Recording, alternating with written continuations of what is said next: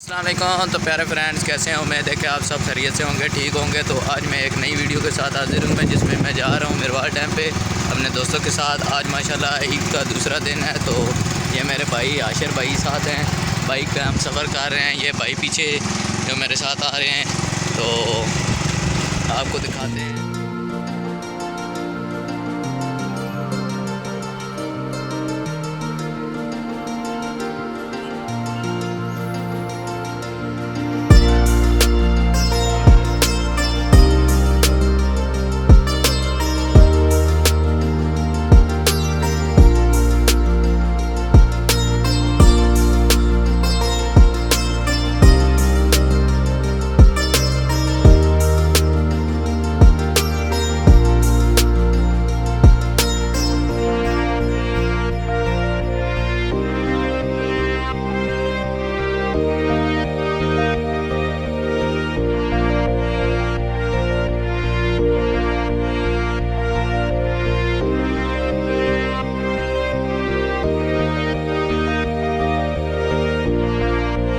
यहाँ पे पहुँच गए हैं। ये मेरे साथ मेरे दोस्त भी हैं।